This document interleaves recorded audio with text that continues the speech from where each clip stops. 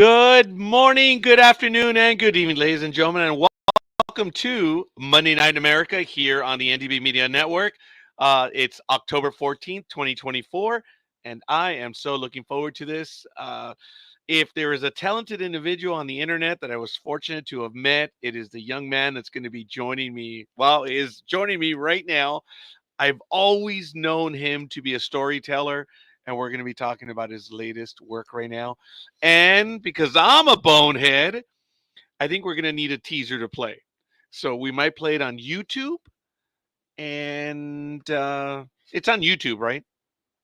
Yeah. Here, Okay. give me 2 I'll seconds. I'll need get you a that link. link. Well, while I rudely do the housekeeping, you know who I am, ladies and gentlemen. I want to welcome our guest right now, Josh Maley. Good evening, young man. How are you? I am doing very well. How are you? You know what? Trying to get by. It's just a beautiful, glorious day. I want to give a shout out to Elizabeth Olivia Cooper. Already we have a like. So everyone, folks, who's watching, why don't you go ahead and give us a like? Let us know who you are and where you hail from, where you are in the part of the world. And if you have any questions, fire them off in the chat room. But Josh, you first gave us a tease. I can get away with saying that. You gave us a tease about a year ago, which was great. And we've been waiting, and I can't believe it. Why don't you tell us what's about to happen in 1, 2, I know I'm being stupid, 3, 4 days, Josh. What's going to happen? All right. So Thursday, October 17th, we're having a red carpet premiere, which is kind of cool and not something I thought I would ever be saying. But we're doing it. And it's at the Lindsay Theater, which is in my neck of the woods. It's in a little town called Sewickley. It's a very nice town, one of those things that you would see, in movies, those postcard Hallmark kind of towns, where the protagonist is always from and they go back to find love. That's the kind of town that we're having this premiere in. Yeah, we're getting the red carpet treatment. The cast is getting together for the first time since we wrapped filming. We're going to have a QA session after the movie is done. And we've invited some local folks from the film industry, some of whom were consultants on the movie. And so it should be a lot of fun. We're about more than half full at this rate. The screening room has, I think, about 170 seats, and we're pushing in on 100 right now. So, and we still have a couple days left. So it's a good turnout, or it's shaping up to be. Oh, heck yeah. So, folks, obviously we have the poster, the movie poster, Shall We Dance? And it's, of course, entitled Waltz. Before we do, well, you tell me. Look, Josh, you're the movie professional. If you think we should go to the teaser already, or did you want to talk about the movie real quick and then tease the teaser? Yeah, we can talk a bit first. That's fine. By all means. All right, so we're teasing some other stuff coming up. It's right there. Josh, why don't you tell us about it? All right. Well, Waltz is a psychological thriller. It's kind of a cat and mouse game between the folks that you saw on the poster there.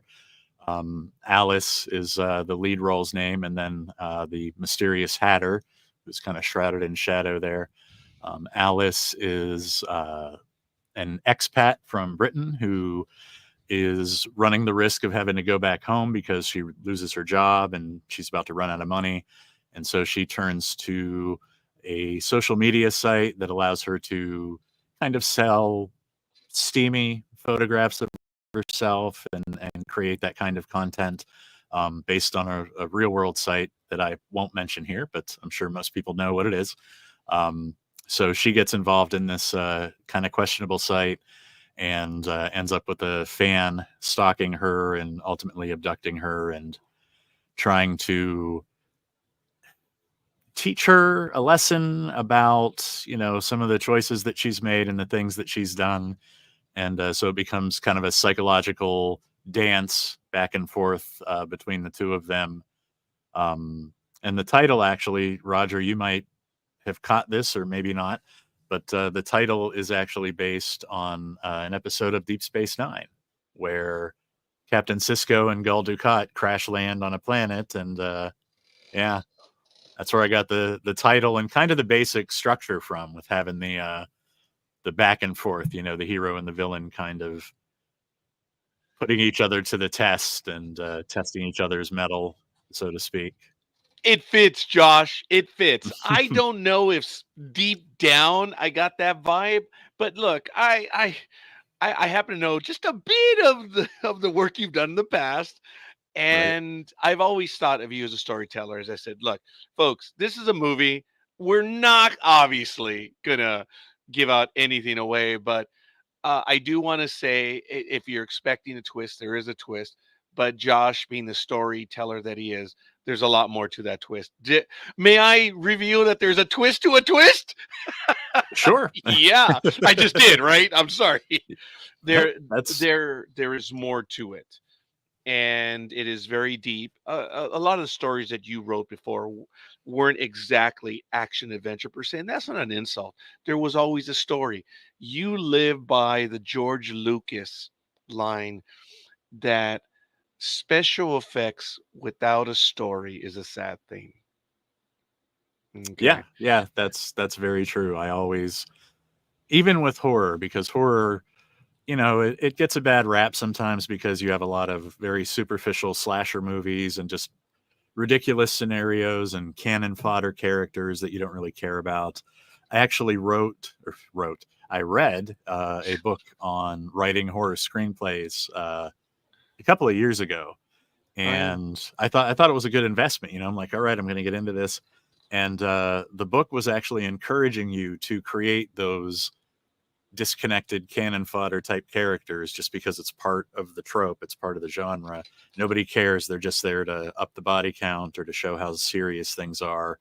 And I don't agree with that. I think that whenever you have a horror movie or a psychological thriller, which really is more, despite the fact that the Hatter looks like a slasher, killer, obviously there's more to it than that. So it's really more of something in the vein of like Psycho than in the vein of, like a Freddy or a Jason movie or something like that. But I prefer, like, you got to have some character. You got to have some subtext too. I always like to try and include some life lessons and things like that. Nothing heavy handed or preachy like a lot of today's movies are. Just, subtle. If you pick up on it, it's there in the background. You go, oh yeah, hey, that's a good point. I've always tried to do that, and hopefully it comes across well. I'm not going to say there's quite a bit to that in here, but if you're looking and you're listening and you're expecting payoff, there is payoff in this movie. And like I say, there's a surprise to it. Psychological thriller. I'm not going to give out anymore because it's not fair to the work that these wonderful people have done. And I do want to, if I may, get to it now, where if we could take a look at that teaser. No, it's the trailer. It's the second one, right? Yeah, the one that you sent me. I have to set this up. Well, Josh, why don't you set up the second trailer for us while I get it ready to go? And it's ready to go. Oh, okay. Why don't you? This is the second trailer. You the man. All right, here we go, folks.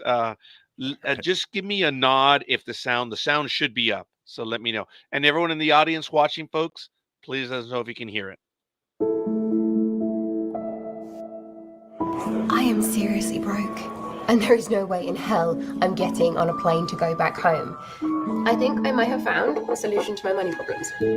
Biggest fan. I can't go back, and I will do literally anything. Will you help me? Please? It's Facebook for perverts. I will not help you hook up with some creeper from Biggest Fan just because you want to make more money. This isn't supposed to be a dating site. These guys aren't looking for love.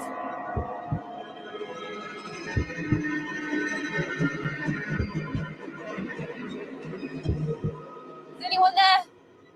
Hello?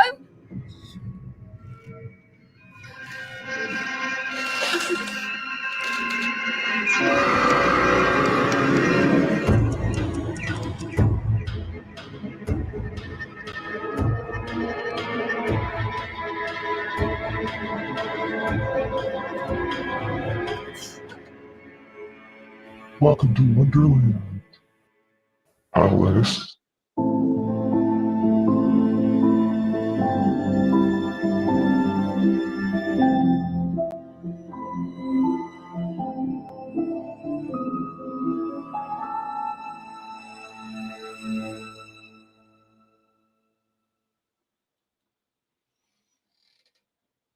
Oh, I lucked out. I got it right then and there. Folks, that is it. Let me close it because I hear a lot of stuff in the background that's gone. Wow. Josh, again, you did very well. I appreciate the music, the way it was done. And um, this movie is deep. It's not a slasher flick. It's not. And I don't know if people will get that impression. It's not. Is it a horror movie? I don't know. There is some horror in it, but as you mentioned, it is a psychological thriller, and I think it does come across in the trailer. How long did it take you to put the trailer together? That one just maybe about a week or so. I mean, by that point, we had had a lot of most of the footage was already kind of in and set up, and most of the work came from trying to, apply some color correction and just make it look a little bit better. And I'm sure, having seen the final product, I mean, some of the scenes that are in the trailer look different in the film, like the layer where the Hatter resides. The coloring and everything is a little bit different. We had a lot of work go into kind of crafting a very specific look for the layer where most of the back and forth takes place. Josh, I appreciate that. I didn't pick up on that because and thank you that I had the privilege to see your endeavor here. And I didn't notice that in the trailer right now. I took the trailer for what it is. Sure. On a personal note, Josh, I used to love, was it Talk Soup or no, it was on Entertainment Channel, the program just for trailers. Do you remember that one? On Kind E, of, yeah. or were you a bit too young for that? You might have been. I forget. Well, no, I feel like trailers are. I mean, they've always had previews and things, but the real artistry behind film trailers is something that's really only sprung up like in the last 20 years or so. If you go back to the 80s, like in the 70s, and watch some of the trailers for those movies, I mean, they're a little cheesy, and they're not like, even for amazing movies that were masterpieces.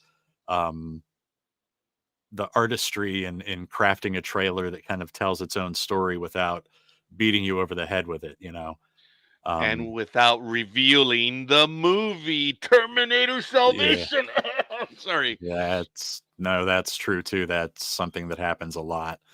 In fact, we're working on right now. I'm in the middle of production on a zombie movie, actually. Oh. And through a few very fortunate turns of events, I ended up being able to work with a pair of actors who appeared in George Romero's masterpieces, Dawn of the Dead. I got Jeannie Jeffries, who, if you've seen that one, she plays the zombie that nearly kills the protagonist in the truck down by the Monroeville Mall. She's dressed in blue plaid, blonde hair, very prettiest zombie you've ever seen, and I've told her that to her face now. Yes. And then another gentleman by the name of Mike Ankus, who was in Day of the Dead. He was one of the zombies that ripped off the character of Ramirez's head towards the end of the movie. So they were both featured zombies. They both worked real closely with Romero. Jeannie especially, she was originally hired to be a makeup artist for Dawn of the Dead, and they ended up putting her in the movie. And I think she's probably maybe the most famous Romero zombie outside of, that first one in the original Night of the Living Dead, the first ghoul that when Russ Striner goes, "They're coming to get you, Barbara." So anyways, I had the opportunity to work with these guys, and Mike himself is a pretty prolific local filmmaker. And he's been in the industry, obviously, a very long time. He's been in it since he was in Day of the Dead. He recently did a documentary called Chasing Zombies, and it kind of talks with him and Jeannie and some of the other Romero zombies, most of whom I've had the chance to meet and work with to a degree now. So that's just 15-year-old Josh would not believe me if I told him that was going to happen. 55-year-old Roger doesn't believe that. I mean, I believe in you, young. I've always believed in you, but I hear you. Yes. But Mike says, the trailers, people rush him out. They reveal too much. He's a real stickler for that. So as we get this zombie movie put together, I'm going to kind of, I'm going to run everything that I do by Mike and say, okay, what about this? How's this look for a trailer? Because I think that one turned out okay, the one that we just watched, and I credit my editor mostly for that because I actually cut the trailer together, but I got a lot of advice from her on how to do it, and even something as simple as at the very end, it fades out, and then you hear the Hatter say Alice. That was her idea. I just had him, had the Hatter's face in frame the whole time. She said, no, fade out, and then have that Alice appear over the blackness, and I was like, all right. And it worked. Like, it was a really small thing that made a really big impact. So yeah, I'm entrusting the trailer for this zombie movie that we're doing to her and to Mike, and hopefully we'll get a good quality trailer out of it there too. Well, hopefully we'll be able to speak about that one in the future, but that's the future.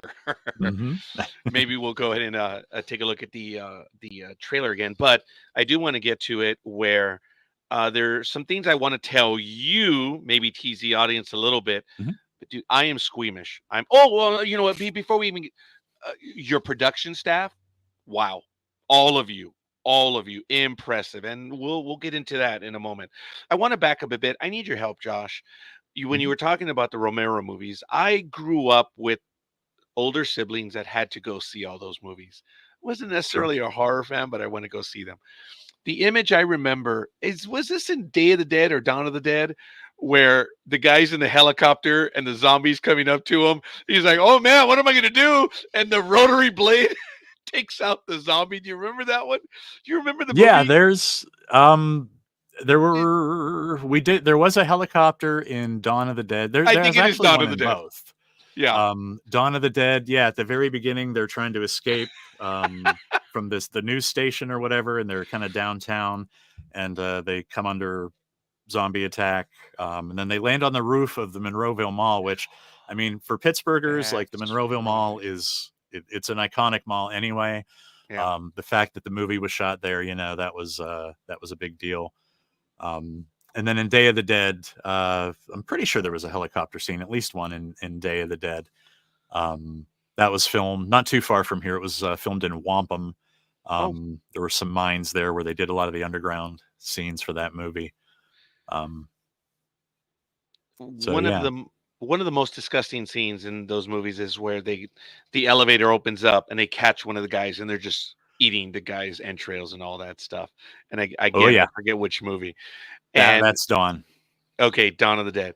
So it is the same movie where I see that. So look, the stuff that was done on there was just incredible, ahead of its game. And the stuff that you do in this movie, again, it's not a horror movie, but there are these called practical effects or makeup effects that I'm kind of teasing? I'm referring to the safety pins. Oh, okay, yeah, a little bit of both. It's a practical makeup effect, so you can kind of. I am squeamish. I felt it. I saw it. It's horrible, meaning it looked good.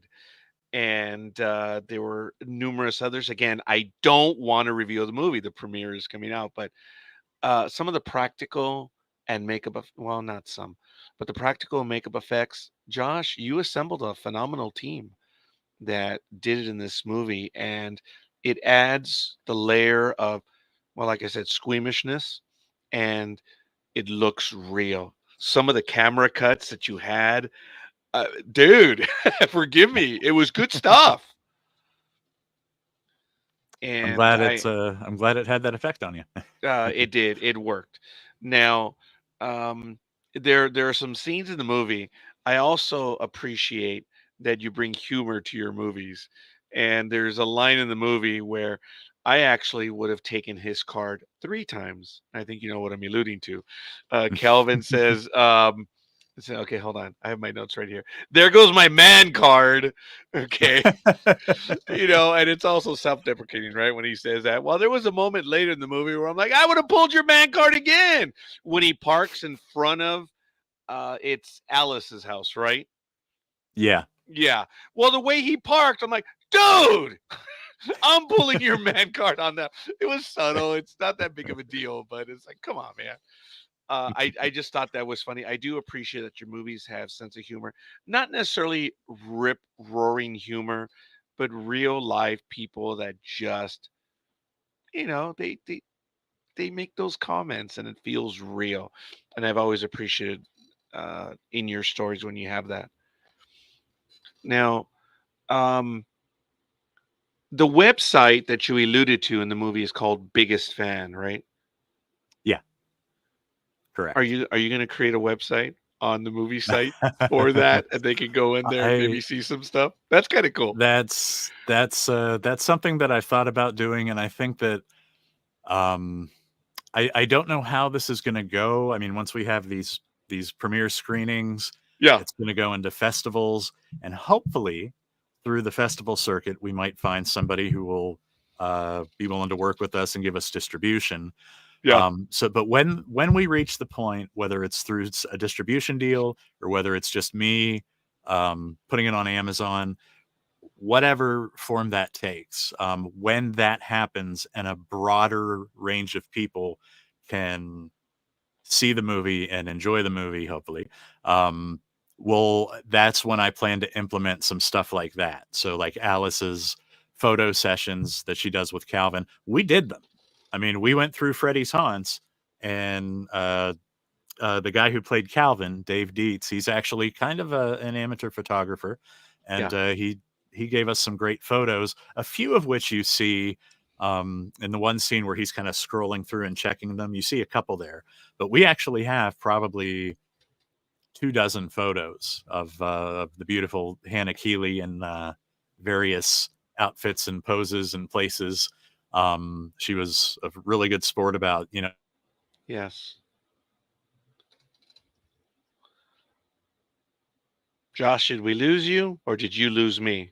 Okay, some you're fun back. and oh, okay. I'm Sorry about that. sorry, I lost you on my end. Just as you were saying, she was a good sport about it. Yeah, she was. She was a very good sport. And I actually, I let her keep most of the clothes too that we made her wear. So I figured, that'll be a nice little gift for her and her family, her husband, for letting us borrow her for as many late nights as we did. We shot for, I think, something like 19 days, and well over half of those were overnight shoots at Freddy's. Right. So Okay. How many days or how many hours did it take the job search? Because of all the variations. Dude, there are a lot of them in there, and it was really good how she goes from positive to uh, maybe negative or losing hope at the very end where, man, it went straight to voicemail.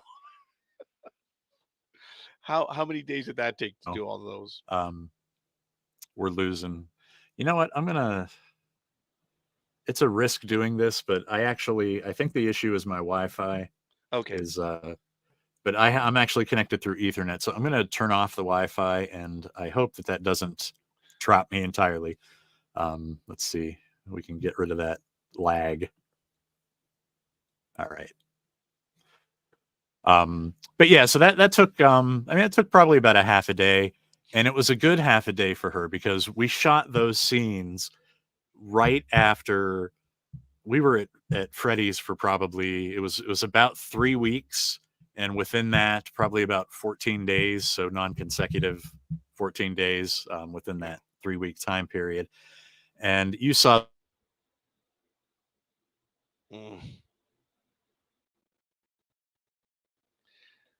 You froze again. So it was very nice to, Hannah was very grateful to just sit on the couch with a glass of wine and just shoot her scenes.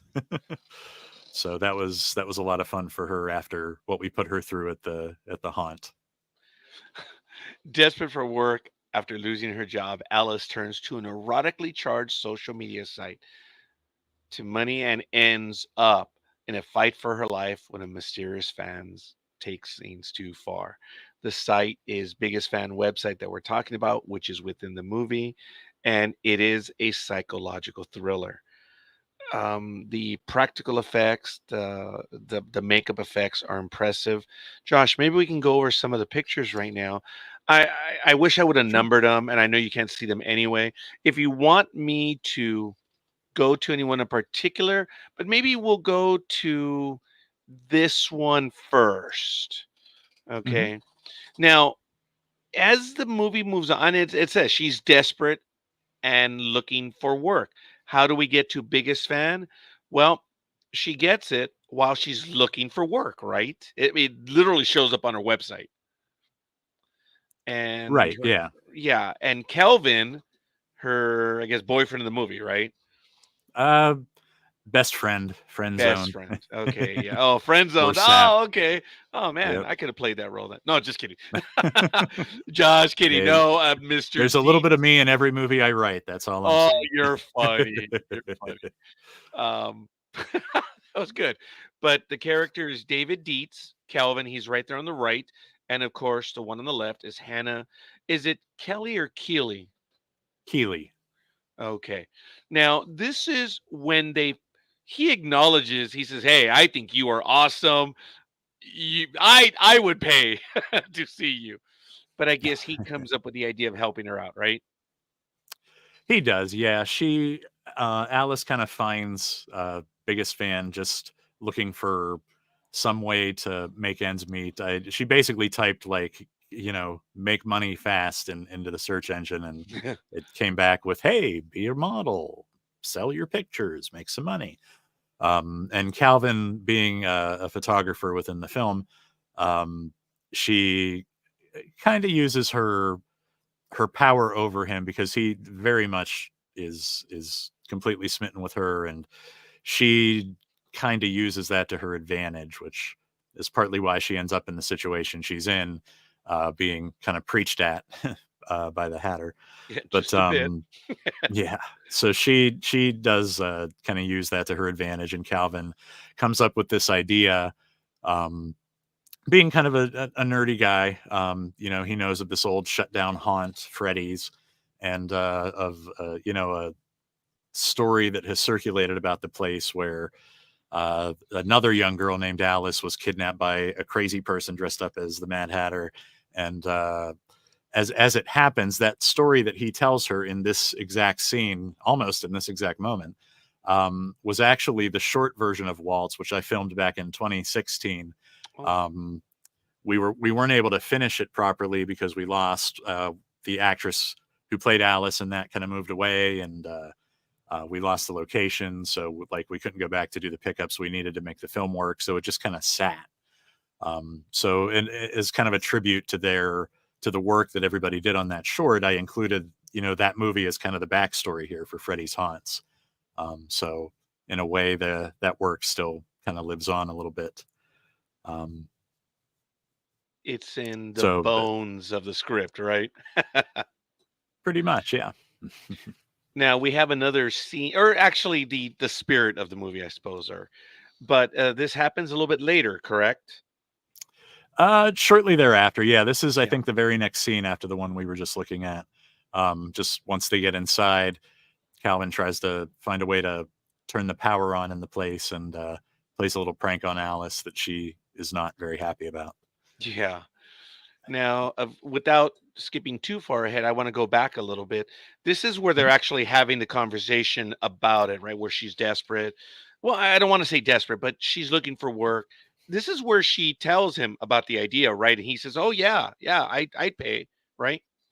This takes place Okay. prior to that. This is the day that Alice actually loses her job.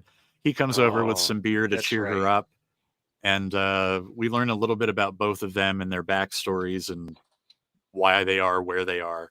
And here we pretty much find out that Calvin's willing to help her in whatever capacity he can, which of course she then turns around and uses to her advantage a little bit later. But this is a sweet, very character-driven scene between the two of them, where we get to learn a little bit about them and see what makes them tick and how they got to where they are. And interesting story, even though we were filming this, it was like midnight, maybe a little bit after. Every person that lived in that neighborhood decided to come out onto their porch and watch. And that included several dogs that barked incessantly the entire time we were out there. Yes. So, yeah, it was rough. You'd think filming in a quiet little town, it would be a quiet little town, but nope. they see the cameras and the lights, and the people that weren't complaining that the lights were too bright were out there kind of being curious and trying to insert themselves a little bit. I may lose the friendship that I have with Josh right now, but that's his humor. Did you notice? Incessant dogs barking. It was rough on the set. I know. I'm sorry, dude. I'm so sorry. Yeah, look, if you want to end now, it's up to you. But this was before, right? This is when she had the job, and she Mhm. meets one of her. This is Ginny. Is it Jenny or Ginny? Ginny, like gin Okay. the drink. Yeah, Okay. Got it. She's yeah. As her she's coworker, right? constantly reminding Alice. Right. Yes, that's right. Throughout the Yeah. movie, hmm and this is before they even meet up later on at the bar. Correct? Yeah, yeah. This is very, very early. This is like the second or third scene in the movie. Um, we meet Ginny and kind of get a feel for, she's very mousy, kind of the invisible, quiet girl that nobody really notices much. Um, she clearly wants to talk to and befriend Alice. Yeah. We actually trimmed this scene down a bit because it was kind of messing with the flow of the early going. But there's a whole conversation where Ginny awkwardly, tries to ask Alice if she wants to go out for Thai food for lunch, and Alice is like, "I don't like Thai." Yes. So we get, would have gotten a little bit more sense of that. But yeah, this is again a lot of the early going Alice's interactions with Calvin, with Ginny, with her boss, who I don't think he was in any of the pictures I sent you, but they are. Oh, right. We get the sense of how she is toward people, and that kind of lays the foundation for the stuff that happens to her a little bit later on. Yeah. Well, even in this scene, just a little bit later, this was a bummer, where she shows up right there, and I don't think David knows, or he makes fun of her in this scene, doesn't he? Of Ginny, right? He yeah, well, when he comes, so the initial conversation is just between Alice and Ginny, Yeah. and Ginny keeps on saying Alice seems surprised to see her, and she's like, "What do you mean? I was here a week ago. We talked for 10 minutes." And Alice is That's like, right. "Oh," because that's just how forgettable this poor girl is. Yeah. And it's kind of sweet when David shows up, when Calvin sits at the table, and he's like, "Oh, Ginny, I saw you here last week." Like, he remembers, no problem. It's Alice who is just kind of being the putz in that situation. Or the self-absorbed individual, maybe. Yeah, she certainly is that. Yes. And even as Calvin, after Ginny leaves, and Calvin's like, it doesn't cost anything to be nice to her, and Alice is like, yeah, whatever, just here. And this is where she tells him about her idea for the biggest fan site was actually at this scene.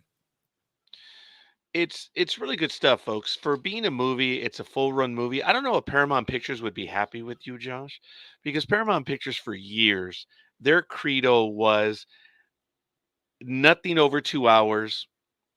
The closer to an hour 30, better. Look, I love Toy Story 2 because it's an hour 30. I think it's great. It's a kids movie. It's at least an hour and a half. If the movie is an hour and a half, Josh, it's not a movie, man. It's a kids flick. And I appreciate the runtime on this movie. And the reason why I say that is because you don't waste the audience's time, but you do have a story and you go about telling it and you take the audience for the ride.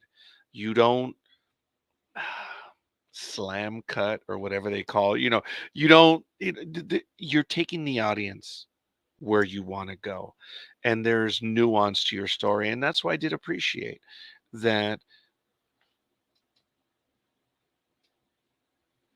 the meat and potatoes, for lack of a better word, it takes a little while to get there because you're cooking. Or are you cooking or are you stewing?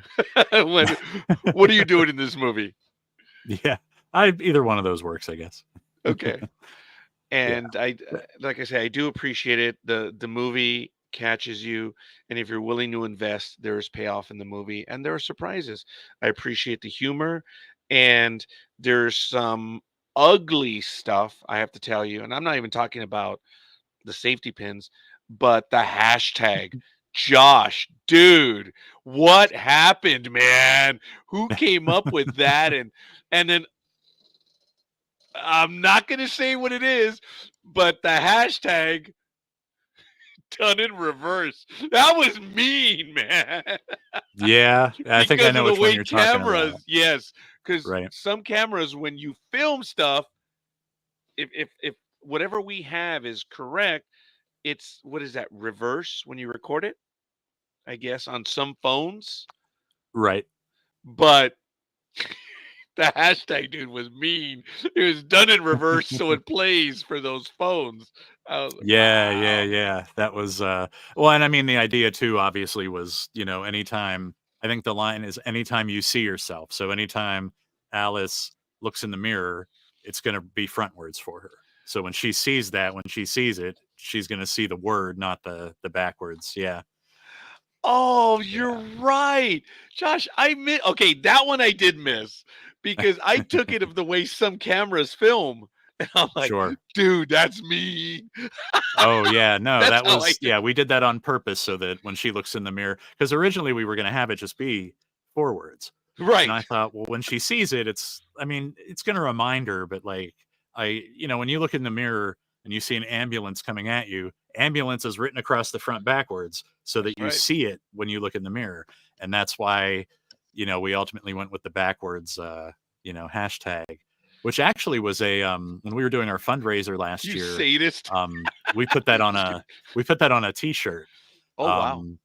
So, and if I think my makeup guy, the one who is responsible for all these effects that you're very, very fond of, Jason Proakis, he has his own effects company called Morgore Effects. Yeah. If you think the stuff in Waltz was good, and it was, but man, the zombie movie, he's done some really good stuff with that. But I believe he's planning on wearing that shirt to the premiere if he got it made in time, just with the backwards hashtag on it.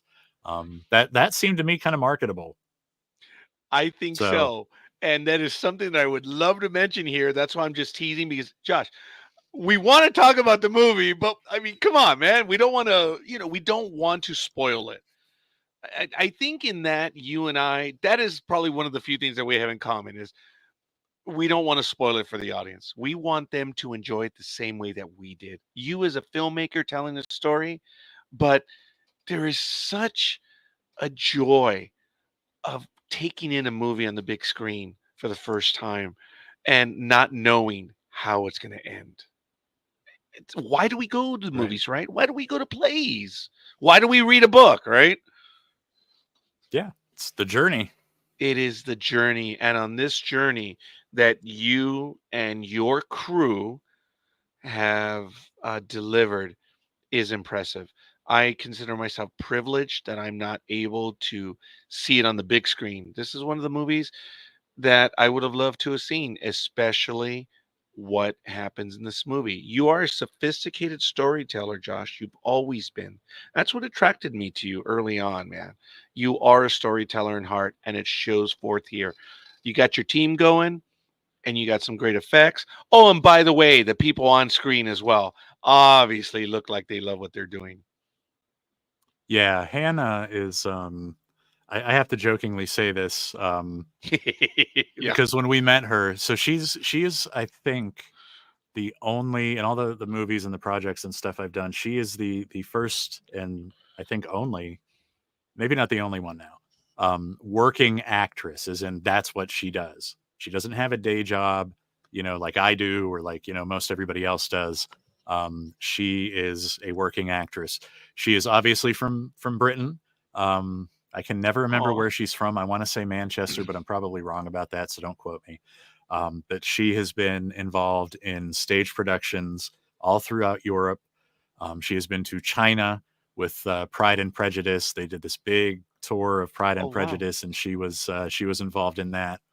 And we did a little bit of a funny sketch. It's actually on my YouTube channel where that trailer was. So anybody who can you can find your way to it from the Facebook link and everywhere else. But anyway, we did a little funny gag with her and Hattie, the girl that plays Ginny. Just kind of a back and forth, because Hannah did talk a lot about, her experience, because it's an awesome experience. Why wouldn't you? But we kind of blew that a little bit. And, oh yeah, she's, all she does is talk about Pride and Prejudice and blah, blah, blah. And it was a funny little tidbit, because during the interview that they had together, they were all very complimentary, but then we cut to like little individual interviews where Hattie was like, I can't stand her. All she does is talk about this.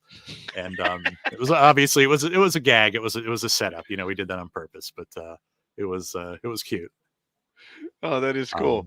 Folks, that's the short tag for the YouTube trailer, the second trailer. And obviously it would take you to Josh's website, or the YouTube channel, I'm sorry. And you can check out some of the other stuff. But you can also find it, I'm sure, on the Facebook page, right? Which is running at the bottom. Yeah, we have links to the trailer and a million other articles and things. We've been in a couple of newspapers and things trying to get this thing set up. So, and there's also information if you do happen to be local, which I don't know how many of your listeners would be, but anybody who is, there's information on how to get to the Lindsay Theater and check all that out. This is the Facebook page, and yes, that is so cool. Starts in 3 days. I like that. Of course, from GRIMM Sleeper Productions. I always remembered the story. It's so funny. The high school, right? GRIMM Sleeper, yes. Well, we just teased. Maybe we'll tell the audience in a moment. I want to give a quick shout out. In addition to Elizabeth Olivia Cooper, thank you, Frank Madrid. So Frank is in Sonora, Mexico, so it's international. Thank you, Frank, for giving us the like. But I think this is the one. Is that it? Yeah, the Halloween Horror Film Festival. This notice. That one is I mentioned earlier, we have 3 screenings coming up. That one is the third and final screening for Waltz. That takes place on the 26th. And that's interesting. That's run by Mike Ankus, who was my zombie from the Romero movie. So he was kind enough to include Waltz in his festival. And it's kind of headlining the second night. It's a 2-day fest.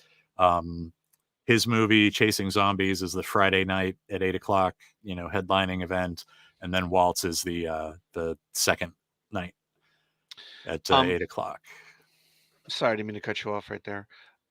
For this one, it is Mick Scarefest, and the instructions are there. You could pause the video, go back, or just go to Waltz Film on Facebook. As a matter of fact, this is the one night only, the Thursday event.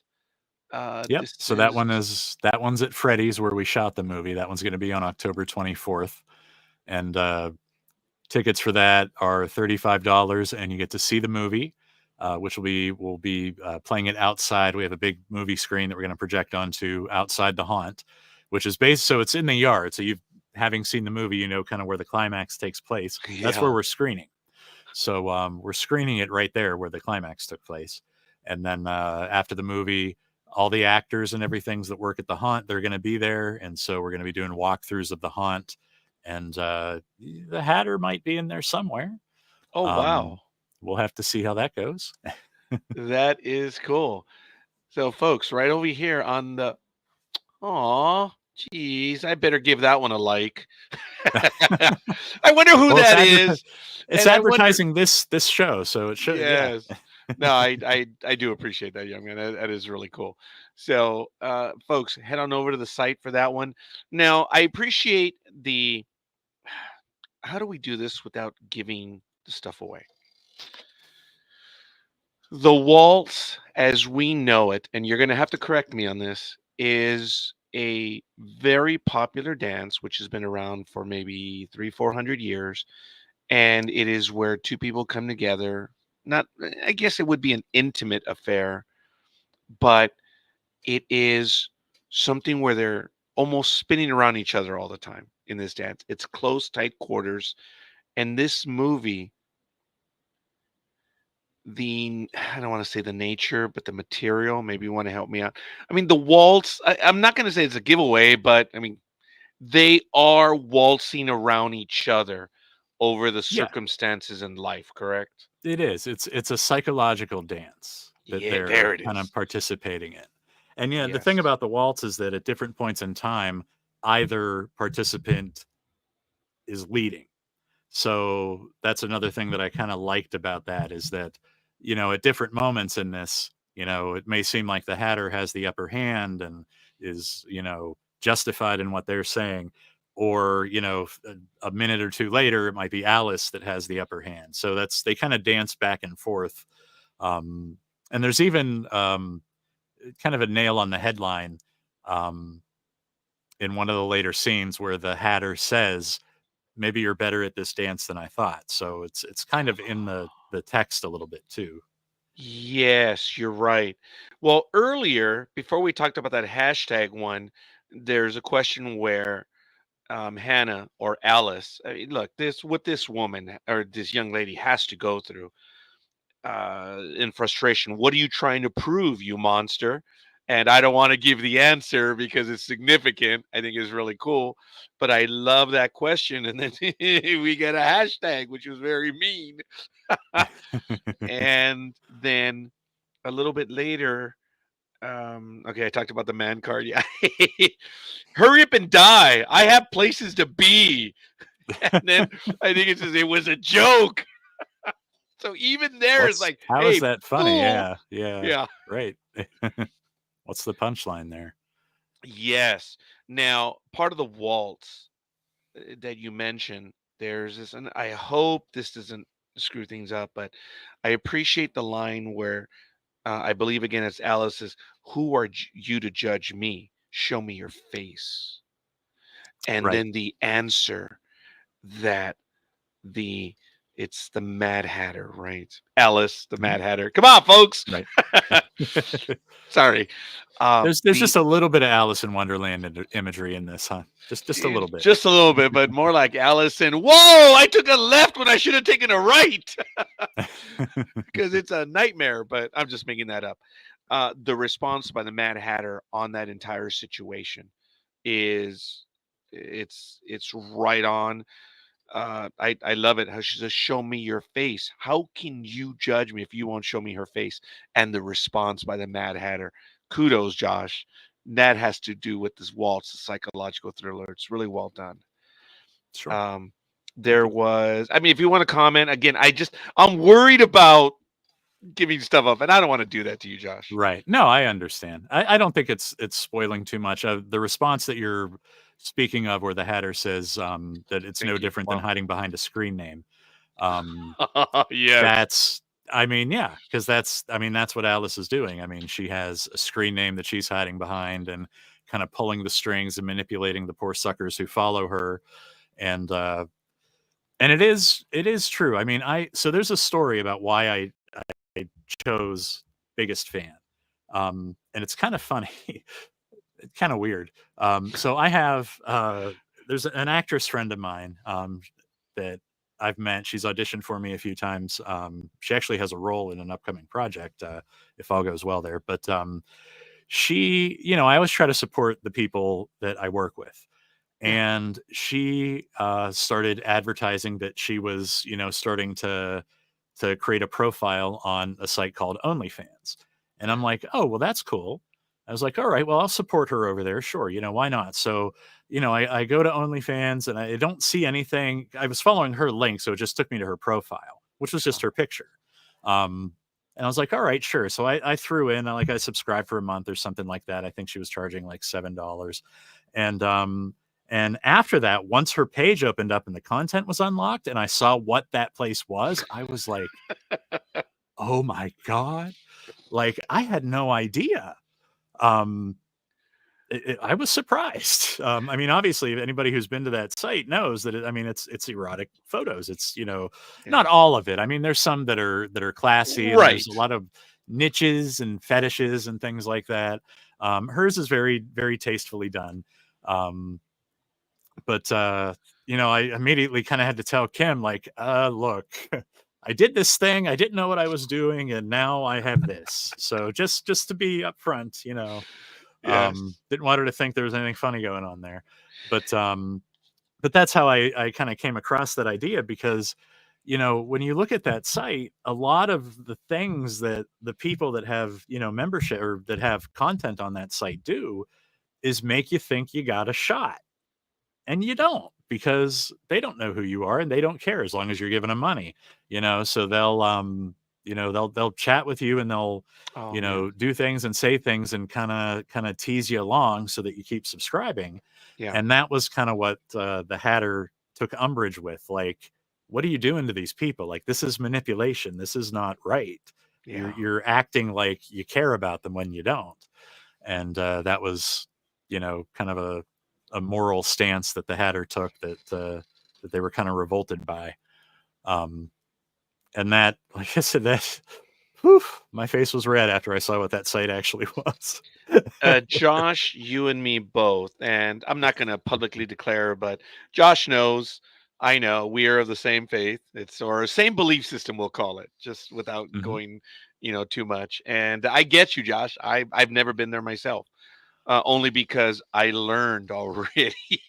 So I haven't been there. Yes, I am a very boring individual. I don't go visit those sites just because I know what's there. And it's not that I'm looking down. It's just I get it.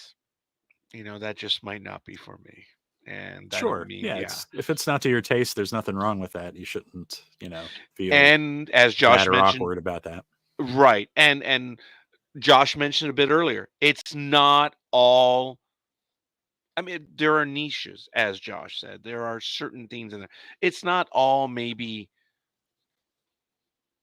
Well, yeah. Hey, Josh, we're dancing around the word, I guess, right now. Yeah, I mean, it's hard to qualify how much of it is that stuff and how much isn't. But for everyone that's like a crazy, we're two innocent guys. yeah, I don't know. I'm not innocent. I kind of did all that and kind of got past it, and so now I am where I am with and being okay with that. Yeah. It's just not our choice, Yeah. right? Yeah, it's just not our choice. Been there, done that. Got the T-shirt, and then threw it away. Oh, yeah, but you do that's support. what I went through anyway. I hear you, and I appreciate you sharing that. There was another line in there that sometimes the ugly is on the inside. Yes, Yep. a lot of times I'm not going to generalize, but we see what people, I don't want to say project, but what we show on the outside is not necessarily what's on the inside. So we see an ugly person on the outside. There could be a nice person on the inside. That's the general idea, right? But no, even Exactly. here, Yeah. even here you mentioned sometimes the ugly is on the inside. And there was a tiny other bit of humor. Please cooperate. I don't want to make this any worse. And again, until you see the movie, you'll understand. I mean, it's real life something. Well, okay. I mean, it was a real life moment in the movie of what is going on. It is absolutely hilarious. It's kind of like in the Harlequin romance where and I'm generalizing, where the young blonde doesn't know how to cook. She's cooking eggs and she says, "You better be edible." It's like, come on. It's that type of humor where it's like, please cooperate. I don't want to make this any worse. And it's funny when it is said, knowing what just happened prior to that, which is really good. Yeah, I think that's when the Hatter really kind of feels like things are getting a little bit out of hand. After Very good. Picked up on that. Hey, that one was deliberate. I don't know if the dog was earlier, but that was, if it was. The dog was not, but that Okay. was, that was, I Josh, threw you that. I softballed that one to you. That's the humor that both you and I have. Okay, even Arc 54, you will see this movie, and I think you'll enjoy it, and you'll understand what what we're talking about. And there's so many other stupid little things that we could say. No, I didn't mean to say, but there's so many things that we could imply. And no, I don't want to imply anything because it's fun. It's one of those things. It's, Josh, it's like the funny moments in movies where the helicopter blade chops off a zombie's head, or I'm going way off topic right here. Seeing a movie on the big screen. I remember, Josh, and I think you saw this movie. It was The Hunt for Red October in 1990. Did you see it in the theater? Not in the theater. No, I saw it on home Oh, video though. okay. Yeah. The massive pullback after Ramis tells Ryan, "Hey, remember what you shoot at in here. Some things might not react too well to bullets, right?" Yes, that was a lot of Sean Connery. Okay, and Jack's like, "Right, like me." And then he's he's right next to either a cabinet, but they pull back from the missile bay. And when you're in the theater, you're like, "Oh my word!" I mean, Yeah. there's just ICBMs. Well, the ballistic missiles. I mean, dude, you're gonna hit something. Right. It's that imagery which stands out, and there are scenes in this movie that do stand out, and it is worthwhile watching on the big screen, or at least a very, very big TV. I've been waiting for it. Hi, Joshua. So Hello. that is cool. Appreciate it, Arc 54. Where in the world are you, Arc 54? Why don't you share with us, please? And everyone else who's watching, please don't be shy. So, I wanted to I think you mentioned them already, but Hannah Keeley plays Alice. Hattie, is it Bayer or Bayer? Or I got that wrong. Bayer. Oops, sorry. Yeah, you got it. Plays Ginny, as you know, she was on earlier. And David Dietz played Kelvin. Now, they're not the only ones, but I think early on, they're definitely three of the main characters that I think move it forward, especially early going. Yeah. And there are others in there. Did you want to give a shout out to any others? I know, what a jerk, right, Josh? Yeah. Well, we had yeah, I mean it was a very small cast, and we did have our leads. And then we have, of course, I mean the Hatter's identity is a secret, so we don't really have them Right. advertised anywhere, as even being in the film necessarily. But we also have How'd the folks at Alice. Screen Actor Guild handle that, Josh? No, just kidding. I don't know. This was a non-union picture. Yeah, just messing with you, buddy. No, go ahead. I interrupted you. No, you're fine. So yeah, but we had so Alice's boss, Jack Price is his name in the movie. He's played by a fantastic actor. His name is Mike Reaping. Very sad news with Mike, actually, is that he was recently diagnosed with I think it was throat cancer. So he's in the middle of getting treated for that. I actually just sent him the same screener that I sent you so that he could at least see it, because it doesn't seem like he's going to be able to make it to the premiere just due to, he's going through chemo and radiation and all kinds of awful things. So but I hope he can make it. But Mike Reaping, Reeping. And actually, I should have thought of this. If you give me 2 seconds, you got him. You got 10. You got 20. You have to share the seconds link for you and your gallant crew. I knew Star Trek would come up eventually outside of the. Mike has I was hurting, man. I'm trying to work something in there, but we are making probably an inappropriate joke. Mike, I apologize. We're gonna. I have something I want to tell you, Mike. But go ahead, John. Mike has a fantastic sense of humor. I think he'd probably get a kick out of it. So I'm going to share this with you in the link there if you want to put it up. It's a GoFundMe to help him kind of cover his medical expenses. Of course. And things. I'm not sure. I haven't spoken to him. I'm not sure what the prognosis is as far as his personal situation, but it's a horrible thing to have to go through and a terrifying thing to have to go through. So obviously we wish him the best. And hopefully he can make it to the premiere. I hope that, by some miracle he's well enough to come out. He really wants to, but if not, he at least was able to see the film.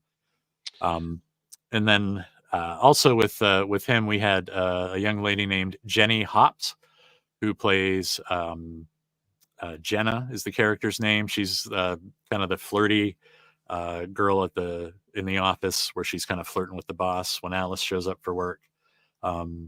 So she's a very talented actor. She's a Point Park graduate like Hattie is. And she did it's a very small role, but she nailed it. And those little roles are the ones that you got to look for, because if you hire good actors for your leads and then you just have whoever in the background, it shows. So I think having Jenny was, a blessing, and she did really well. And then our receptionist, I can't find this woman to save my life. Her name is Marissa Helsel. This was her first acting role. She did a great job, but her email address no longer works, and I cannot find her phone number anywhere. So, Marissa, if by some miracle you see this, contact me. I haven't been able to connect with her since a couple of days after that shoot. Wow. So she is. I hope she's well. Yes. But I wanted to, invite her to the premiere and everything, and can't seem to find her. So hopefully she's doing well. And then we had a bunch of extras for the bar scenes and the restaurant scenes and things. Several of my kids were in there somewhere. We have a couple of people who are very vocal supporters. The bar scene, both of the bar scenes, and the restaurant scene, we had a young guy named Bobby Justison. This guy has been like, I wish I had 500 fans just like him. I mean, every time I see him, I'd run into him at the store or something. How's the movie? And he's very excited about it. He loved being a part of it. He helped us out with the fundraisers. So it's only right that I give him a little shout out here too. But we had a lot of good folks involved with that. Local business owners and things like that came out to be in the background for scenes. So Excellent. That is so cool, and I'm glad we were able to mention them. I did want to go back to it. This is the page. If you want to help out, folks, this is just another tiny way of being able to do so. Mike, I'm sorry that you are having to deal with this. I'm not going to mention that awful, evil word. It will not be mentioned here because we will not acknowledge it. We know what it is. We will not give it place here. But Mike, I appreciate your role in this movie, and I hope you get a chance to do it, and I hope you're able to make it there. So, folks, if you can, it's a very modest goal, dare I say. If you guys want to give a shot, go ahead. And I know, give a shot. I didn't mean that, but it is. If you want to help out, this production, you can go there, definitely. And I hope you're doing well, Mike. And hopefully you do have a chance to go, and maybe we'll be able to speak to him in the future. You never know. That would be great. cool. Yeah. Yeah. All right. Well, yep, he's a good guy. Totally the opposite of his character. yeah. He's a good guy. Yeah, I bet. I mentioned to you before we went live that I had written down 2 phrases in the movie, and I want to know if they do encapsulate the movie or no, it's not enough. Okay. Mhm. And this is one of them. You would never know there is anything wrong with me. Okay, that's one. Mhm. And then, of course, I did mention the other one. Sometimes the ugly is on the inside. Okay. The reason why I didn't mention the other one is because, again, I'm worried for obvious reasons. And, but I do appreciate those 2 lines. Now, Josh, straight up, do they encapsulate or no? Or what would be, okay, you wrote it. What would be the line in the movie that encapsulates this? Well, I think that those are both really good choices, because you'd never know there's anything wrong with me. I mean, Yeah. we all could say that, especially when it comes to social media, because we put forth a very specific, curated look at us. So you'd never know there's anything wrong with me if you looked at my Facebook page, you'd completely know, because I'm always complaining about things. But for most people that use social media, You're funny. They want to show, the vacation pictures and the beach photos and the amusement park photos and the family photos, where everybody's smiling and happy and everything looks perfect. And that's not really how it is for I most agree. people. And I mean, I agree. you know, I would love for that to be the case, but for the most part, it's we're seeing what they want us to see, and we all do it too. We all, you know, try to put our best face forward. Even before social media, we do that. It just wasn't as noticeable, I don't think, because it was all very personal and private. So I think that that's a really good point because it applies to both of them. I mean, it Oh, applies God. in one sense to the Hatter. It applies in a very different sense to Alice, who is, you know, the thing that she's using to cover up the ugly is, you know, these beautiful pictures of her parading around in nighties and things like that. So, Yeah. yeah, I think that's a good one. And then the other one, what was the other one? Sometimes The second one that which you- I mentioned earlier, sometimes the The ugly's on ugly the is on inside. the inside. Right. And I mean, again, those kind of go hand in hand. I mean, you know, we're curating a world or curating a version of ourselves because, you know, we're kind of hiding whatever ugly or darkness or whatever is kind of within. Yeah. So I do think both of those do kind of get to one of the points of the movie. I don't know that I have a specific line in the entire film that kind of sums it all up because it's a And layered discussion with a lot kind of going on in it. yeah, So you're I think right. that those are definitely two really good. Those really hit, you know, kind of the high points. I think so. I appreciate that, Josh. You know how Yeah. dumb I am to try to pin you down to one sentence when I was talking about the sophistication of your storytelling. You know, what a blockhead. That was a stupid move on my part, but I'm glad you played Nah. along. And you know, I appreciate you gave me the opinion you did. Now, folks, did you catch? Those will get to one of the points of the movie.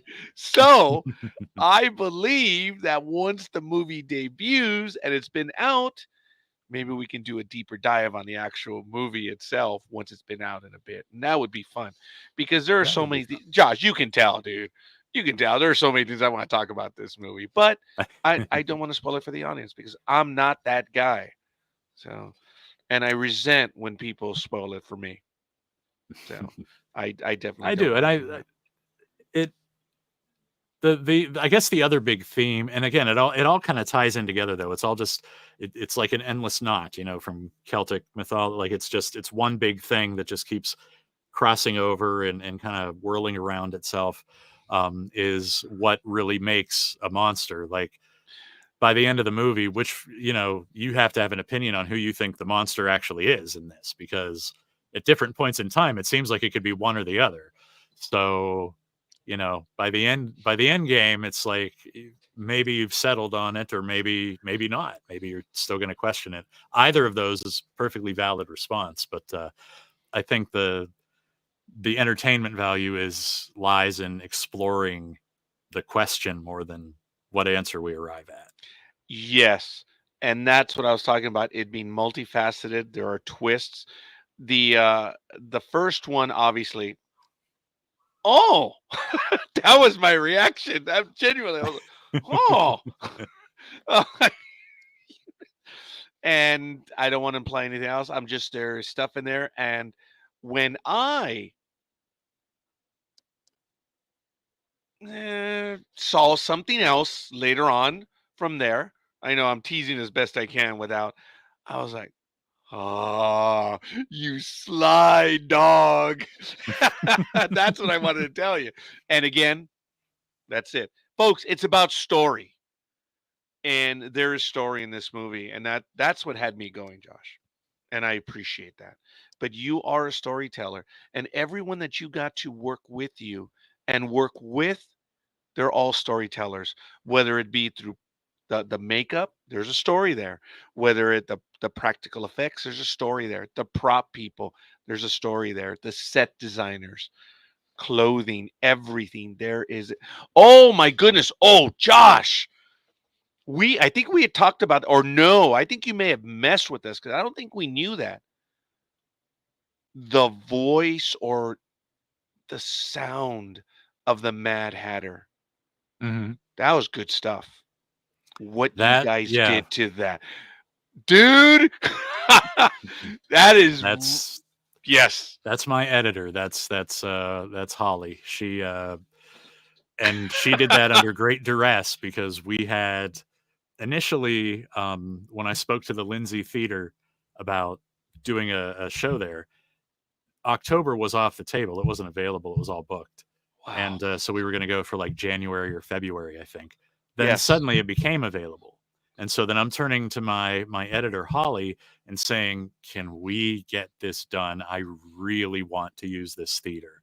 And she busted her fingers for probably, I think, about maybe a month, maybe 3 or 4 weeks straight, like just 10, 12-hour days on this, in addition to her work responsibilities, which she is an editor, for her day job. So she does this literally all the time, which is why I think the edit is so tight and sharp and beautiful looking, is because we had a pro.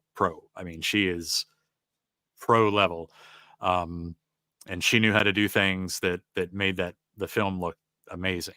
But the voice stuff too, she did that as well. And we were a little nervous because if you hear the original dialogue just spoken, on set as captured by our audio equipment, some of the lines were kind of soft.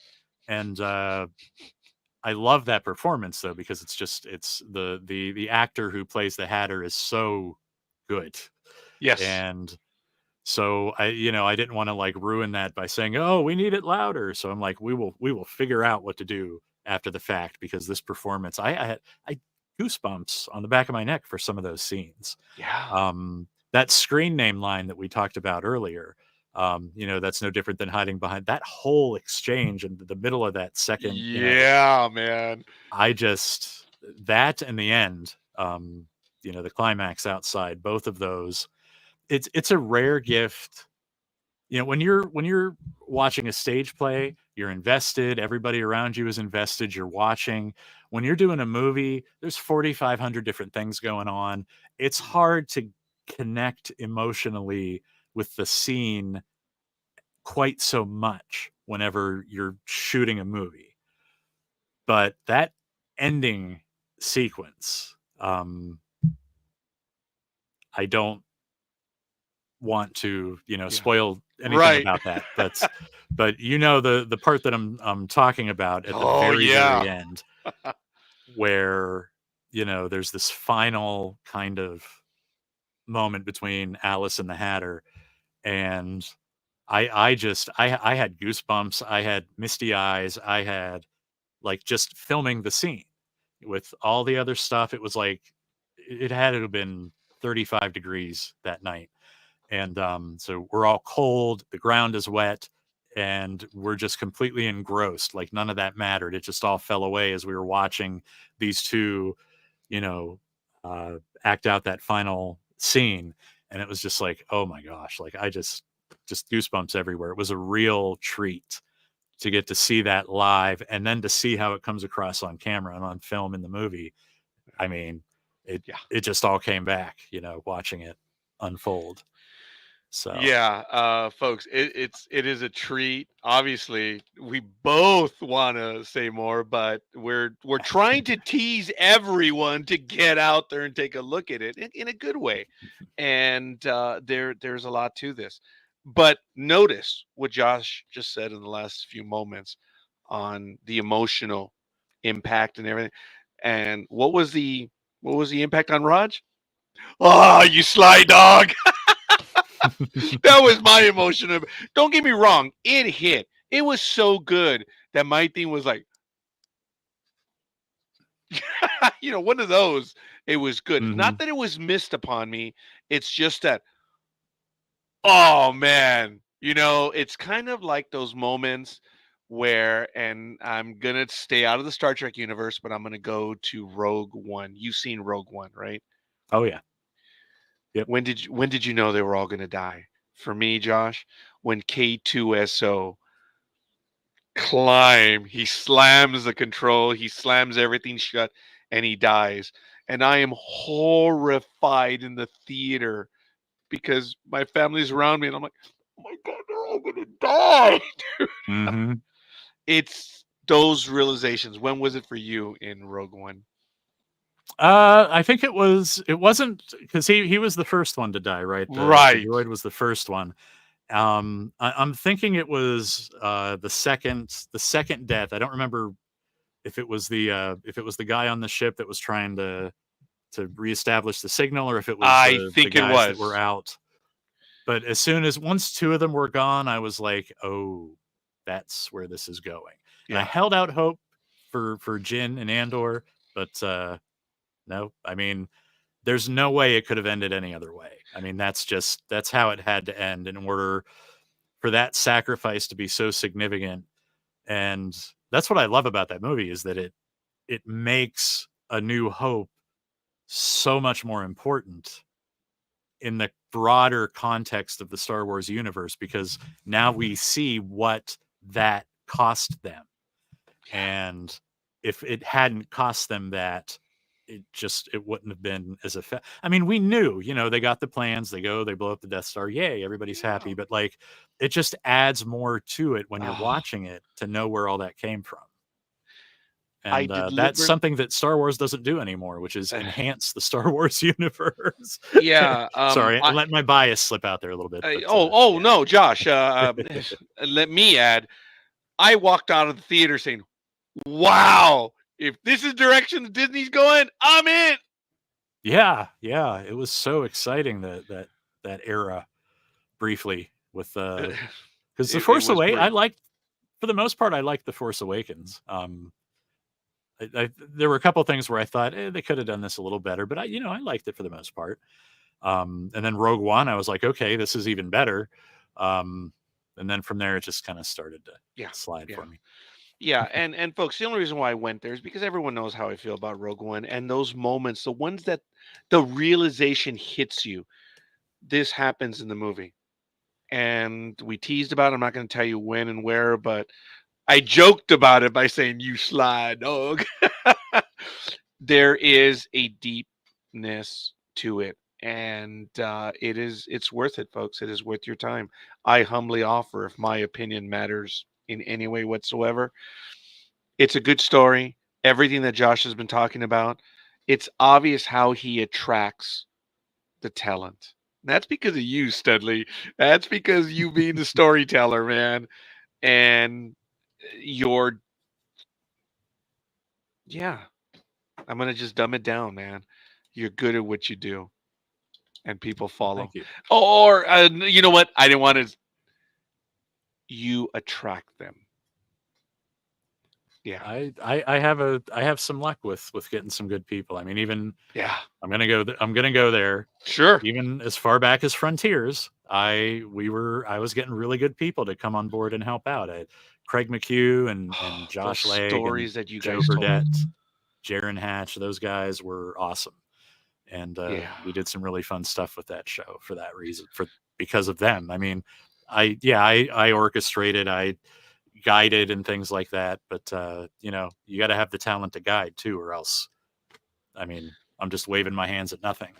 Folks, I let the cat out of the bag. I talk about this series once or twice a year, Star Trek Frontiers. This is the dude. So maybe we'll revisit that in the future. Yes, Rogue One is one of the best Star Wars made, period. Yes. Hell but yeah. Yep. Absolutely. My whole thing was that moment, the heaviness. There is this in this movie as well. I would love to revisit Frontiers, because the material is just phenomenal, man. It's good stuff. I always joked then, and I would now, man, if you had a little bit of money, young man, to be able to tell that story, wow. I would love to have turned that into a fan film project or something. But and you know what? One of my deepest regrets is that it's still just kind of hanging out there unresolved. And if I look at it, and I look at the stuff I'm doing now, I've got a movie I'm in production on. I got a couple of more scripts I'm working on that we're going to try and get the funding to make. That's where I'm going. I'm never going to be able to sit down and finish, but today I might have one more. Have one more Frontiers script in me, or even maybe a prose story to just wrap the darn thing up. and give it the ending that I always kind of wanted to give it. It's been 20 2013? years. How long? 2004 was the very first Frontier script. It's been 20 years. And it's been about maybe 15 since anything truly new. Like when we made that first attempt at season 3, that was like 2010 or 2012, I think. And then we just kind of let it go from there. Wow. I mean, I tried to pick it back up a couple years ago. I started writing like a revamped version of season 3, which had slightly different stories. But yeah, it's been 20 years since that show started. You'll need you know what? Josh and I will talk about it in the future about Star Trek Frontiers very soon. It is a script-based program or storytelling, which was phenomenally done. And they had their own movie too, which was really cool. And they were ahead of the game because they had images, promos, musical intros. Oh my God, it was awesome. Awesome. Yeah. Anyway, Yep.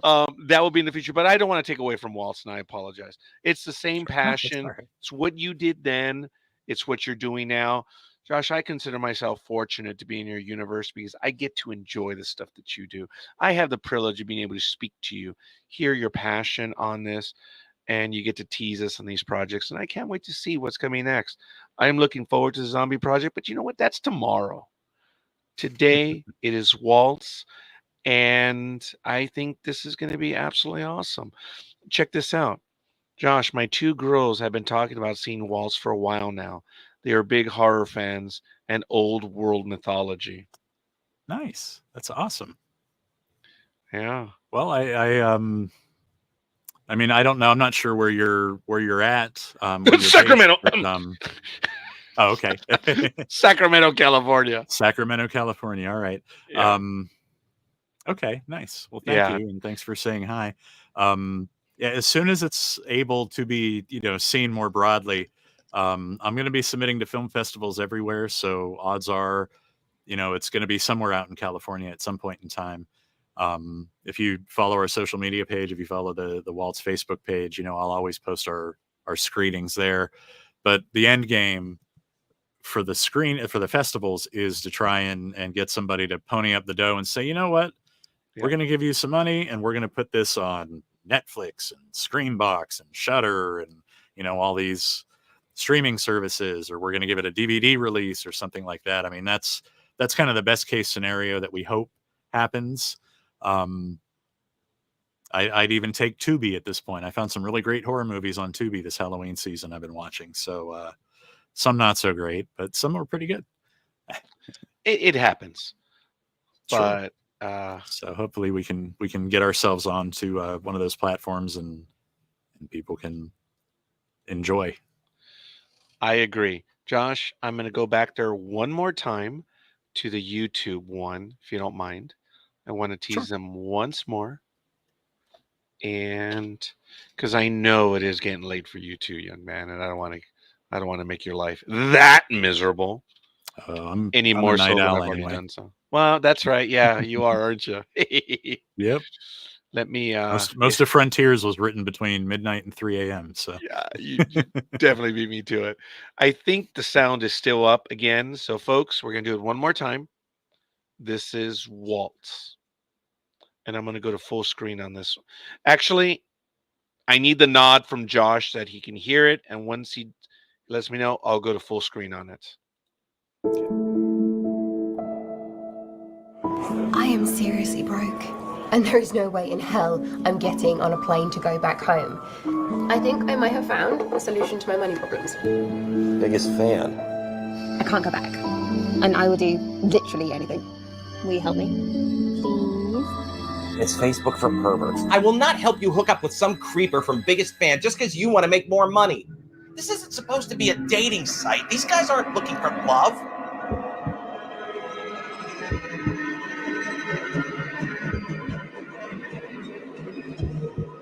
Is anyone there? Hello?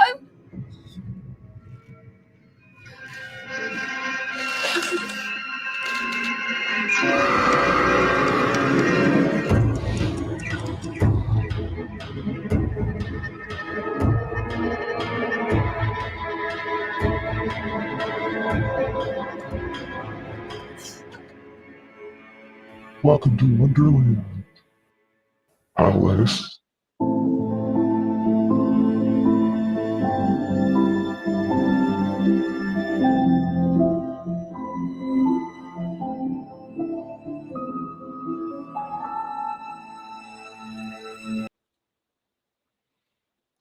Waltz. I probably cut it out a bit early.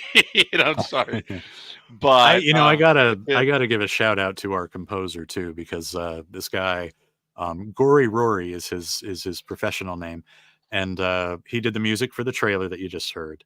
Yes. That little piece at the end there, as the title was appearing, is it's actually a waltz. So a lot of the score of the film is written as a waltz, so it's in 3/3 time. And he came up with some of the most beautiful, creepy melodies. That the hashtag scene that you're talking about, Roger, as that's happening, that kind of haunting choral music that's kind of playing in the background, that is my absolute favorite piece that he's composed. But he also did with some of his partners all of the rock songs that you hear, the pop rock songs and things, the background music, the closing credits. That was all written in some way by him or by his associates. And I absolutely love the music for this. I've encouraged him to sell this, make this an album and sell it, because the cues are just so amazing. And the songs too, like the actual Yes. the rock songs, I think As a were matter all of really, fact, really well done. speaking of those rock songs, I got a tiny chill of Clock Stoppers. I think you remember that movie where he's I do, riding yeah. through the city. That song. I forget who it's from. I got a bit of a feel of that in the movie, and I don't remember where it is, but the song, some of the words, "You do you." I forget which song that was. Oh, Um, okay. That's and now I'm gonna look like a fool because I can't remember the title either. no, I ambushed you with that one. But yeah, I know exactly which. That's the song that plays when we have the montage of her looking for work. Oh, Um, yes! That's what it was playing. I yeah. got the Clock Stopper vibe where he's on his bike going through town, and it Mhm. was really good. I did appreciate that. I think that was one of my last notes because So on I have so many notes right here. I'm not kidding. And I was trying to keep them in order. That's why you see me search every now and then. But sure. on the Biggest Fan website, I had the other one, which was the one I mentioned, that song. And it was music from Clock Stoppers. That was my note. I got that feel. Yeah. That's when So she's searching for the job. That's right. I I don't remember what the song from Clock Stoppers actually was. So the original song, and now I'm gonna have to think. I might be able to get And that I'm one right probably now. not gonna be able to. So what I did initially, I had like choice songs that I picked, temp songs that I like. If I could afford it, if we could have raised enough money where I could Oh have yeah. licensed these pieces, Hmm. and I gave those to him, and I was like, "This is what I would put there if I could." And so he kind of cooked up songs that were very similar in like tone and nature, um, and that man, I'm drawing a total blank on song I titles got it. now, but I caught it, but I yeah. have it on my playlist. It's Clock Mhm. Stoppers, as you know, and I had it right here. Oh my goodness, all the small things. Okay, yeah. Oh, I love that All the song. small things. Yeah, performed by Blink 182. Right, Yep. right. Uh, So I'm gonna look this up because it's gonna bother me if we have just a second. yes, we do. It's Social Distortion is the band. I just can't think of the song name. Okay. I know. Again, I hit you at the very last minute on that. Yeah, that's all right. If I'm Jason actually were here, he could tell me right away because that's one of his right. favorite songs. Ball and Chain by Social Distortion. That was the Yes. song that I originally had kind of set there.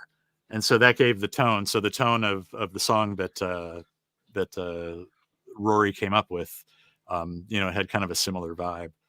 But to me, though, he wrote five. He and his songwriting partners wrote 5 original songs for this, and they all sound like you'd hear them on a playlist. Like it sounds like something you'd hear on the radio, which I Yeah. really thought was impressive. And my favorite out of all of them is the end one, though, the Poor Alice, the one that plays over the end credits. Yes. My initial pick for that would have been Melanie Martinez's Mad Hatter. I don't know if you've heard of that. My daughter loves Melanie Martinez, so I kind of Only because of my daughter. okay. Yes. So the Mad Hatter track was obviously it was fitting in a way because the Mad Hatter. But the more I hear the lyrics to Poor Alice, if you go back and listen, there's references to Alice in Wonderland, but they also apply to Our Alice too. So they actually were able to kind of create some dual meaning in the lyrics of that song, which I absolutely love. I listen to that song often, actually. It's on one of my regular playlists now at this point, which is why I want them to make an album out of it and get it out there so people can get it, because it'll sell. I mean, it's good music. So props to Gory Rory, and I'm definitely I'm already going to be hiring him to do Dead Friends Forever, which is the zombie movie. I'm already getting him on board early for that, so I'm excited to see what he comes up with for that one. Heck yeah, I'm looking forward to it. All right. Well, I know we've discussed a lot, and I'm proud of myself for not, of course I am, but I'm proud of myself for not ruining anything. I think we did a great job of teasing the audience for this one. Yeah. Yeah. I didn't slip up and say anything stupid like, who the Hatter really is. Right. And my pauses were not Shatner-esque. They were like, don't be stupid. That's what was going through me. And I'm like, okay, don't. So I deliberately looked down and because I had another note of all the characters. Okay. Mm-hmm. And I had their names. That's why every time I was looking down, I was making sure to get everything, because it is definitely, it's worth your while, folks. If you're willing to invest in this movie, there's payoff. And you know how Hollywood is. You don't always get payoff. And on this one, there is. So it's really good. Yeah, especially lately. Oh, I'm sorry. Lots of setup and no payoff. Beetlejuice too. Really? Oh, have you not seen it? No, I was going to go to, but no, you know what? I'm still going to go see it. But still go and see it. It's funny. Listen, it's funny. There are some beautiful, funny moments in that movie that I loved. I have very mixed feelings about it, just because there's a lot of things that start that don't finish. But okay. As a whole, though, I mean, if you go in there, it's some of Tim Burton's most humorous and enjoyable scenes in a long time. And of course, Michael Keaton steals every scene he's in. It's fantastic. And Delia is one of the best characters in the sequel. I absolutely loved her in this. They did her justice in some ways. We'll say that. And once you've seen it, we can talk more about how they maybe didn't, but they definitely did in a lot of ways. So she's a lot of fun in this one. I think that's what we'll have to do. So it's all good. All right. Well, Josh, is there anything else, young man? Just thank you, those of you that tuned in. I appreciate it. And Will, I do apologize to Josh because I hadn't done Monday Night in America in a little while. So the live audience is smaller, but the watching after the fact, we know we're already at that point, Josh, where we don't count anymore. Thank goodness. We're really happy, but we know that you get a regular audience if you're on all the time. And I had gotten away from Monday Night in America in a bit, and that's my fault. But I'm glad returning to Monday Night in America with you on it. I think it was absolutely awesome. And I look forward to being able to do a deep dive in the future on this movie, as well as tease your future stuff and Star Trek Frontiers.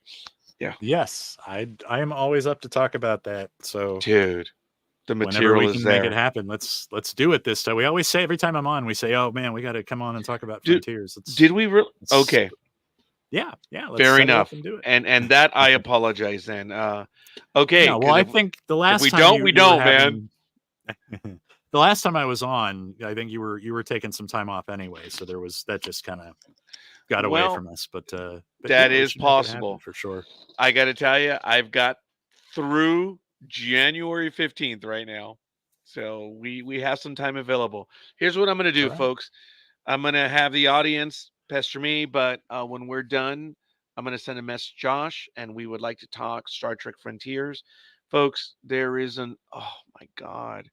If you're, yes, it's Star Trek, but no, the storytelling, all the names that Josh mentioned, they were all storytellers. Man, they all could have written stories today. All of you guys could have had episodes in Star Trek that would have sold, man. The storytelling, one of the ones that I remember that blew, mind blown, Deus Ex Symposia. Did I get it right? Yeah, I think you got it right. That I was would have to look it episode up at this point. 7 or 8, somewhere around there. But you guys hit it out of the park. Didn't you do a 3-part premiere? Kind of. Yeah, we did. It wasn't a The 2-parter. pilot It wasn't episode. the pilot It was episode. a It was a 3-part. two-parter. Oh, it was. It was- Okay. So the pilot was a 2-part, but then the third episode is where we meet Bruce, and they actually kind of get underway. So it's kind of like, we released episode 1 and 2 at the same time, and then episode 3. I mean, it's basically the third installment of that story. So that's probably what you're remembering, because that's when we finally get the whole crew together and they get underway, is at the end of episode 3. So it does feel like it's a 3-parter. A lot of the stuff that you guys did merited being on the screen. But here's the tease that I want to give the audience. The 10 forward battle between the two. The multi-level, it was a transparent, the 10 forward is transparent, right? Yeah, it was. It was I think it was something. It wasn't actually 10 floors, but I think it was like 4 or 5 floors. Right, but it was just 10 And forward. when you get out, you equate it, yeah. right. The lounge itself, yeah, it kind of protruded out from the ship. Yeah. And rather than there be hull around it like on the Enterprise D, it was all clear. So when you would sit at the table, even you could look down through the floors and see the stars, basically. Yeah. We thought that was really really awesome. And that it would be really cool to see it. Obviously, Captain Cito's old friend Aiden Rawl disagreed with the necessity of such a lounge, but yeah, that was a cool design feature. Oh man, and the climb, that was okay. Yeah, all right, there I go. I'm already Nope. But the imagery of that's okay.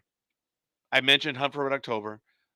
Phantom Menace, when there's an explosion and Jar Jar falls on top of the gun turret and the camera pulls away and you see the battle in the background.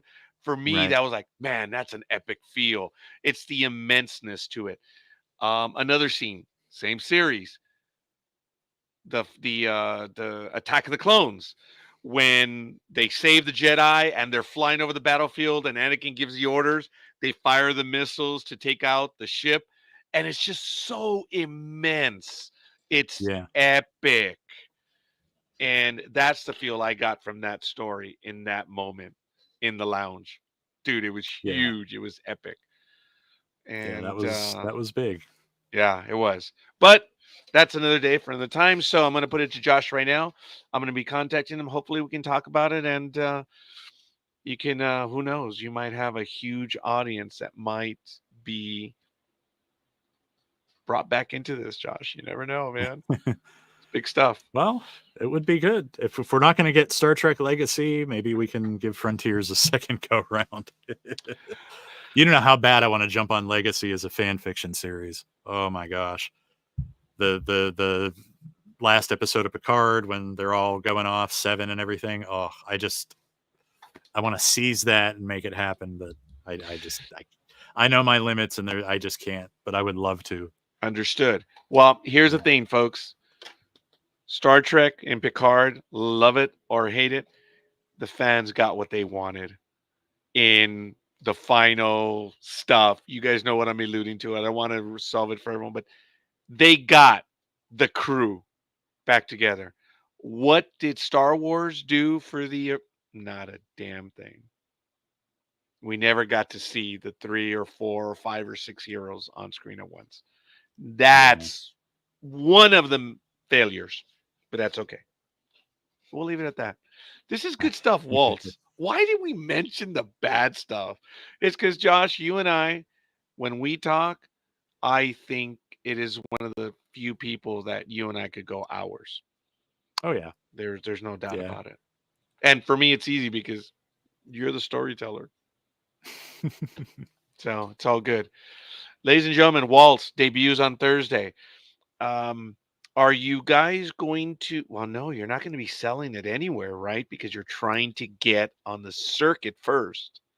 Right. Yeah, we're trying to find distribution. We're trying to find somebody who will come in and help us pay off the labor of love that went into it and get it out on streaming services or DVDs. Failing that, I do have some backup plans. You can actually, independent filmmakers can get their stuff on Amazon. It's not actually difficult to get your stuff up there. So, we'll take it that route if we need to. But I'm hopeful and optimistic that somewhere somebody's going to see this and say, yeah, we can make some money off of that. Sure. And, get us out there. Who knows? Maybe Comic-Con next year. Maybe. I may know someone. That's about it. I may. We'll talk. Folks, all kidding aside, shall we dance? I think Josh and I did dance today. It was quite a bit of fun. And we really did dance around the movie. I'm proud of myself, Josh. I don't think we gave up anything, baby. I think we did well. Starring Hannah Keeley, David Dietz, and Hattie Bayer. Written and directed by yours truly right here, Joshua D. Maley.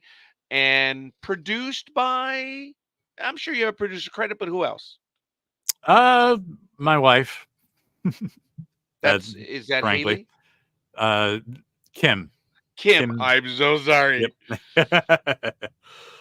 Kim Maley is the missus. Yeah, I mean it was her and I. I mean Waltz, believe it or not, was self-funded. So we had a budget of about $20,000, and that all came from out of pocket. So I hear you. Yeah. Well, Josh, it doesn't look like a $20,000 film.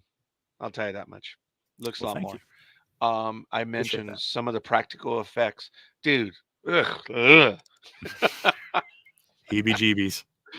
Yeah, I flinched, and some of the camera work on the follow-up of some of the items on top, because one thing was done several times, but it looks real good. I know the trade, but you guys, the edits, everything, it was really good stuff, and I'm glad that I had the privilege to be able to speak to you on this one, and I look forward to seeing where you go with this. And on this, maybe we can talk a few months, see where you're at, and if there's another trailer or anything else you want to talk about, we'll do it. And other than that, ladies and I did not show it. I did show this one. This is the YouTube link, folks, and of course, Waltz Film, facebook.com/Waltz Film, but we have the young man's website himself. So you can, I did not show that one earlier. I apologize. So you guys can pause, write it down, or if you can copy and paste somehow, I don't know, but you can do that. And it's there. Yeah, you guys can copy it and get to it. So that's it. This is it, man. It's Monday night in America. Josh, this was a lot of fun, young man. Thank you, and I do appreciate it. And one of your comments, I'm not trying to burn you on this or anything, but dude, there's always time. I think you know what I'm talking about in one of your comments. I'm like, no, buddy, there's always time. So it's good. This was a privilege for me. Congratulations, young man. You've done a great job with this, and I wish you the best. This is my tiny little way to be able to talk about your project, and I know there's going to be some people watching. You never know. We'll see where it goes. All right. I appreciate it. It's always fun to be on here. I'm glad, man. It's always fun having you on. Ladies and gentlemen, Monday Night America, peace and long life. Obviously, may the force be with you. And yes, I think most of you got it. I know Josh did. I loved it. I just snuck that one in when you said, "Oh, give me 2 seconds." You have 60. I'm blowing it already. You have 60 seconds for you and your Gallon crew.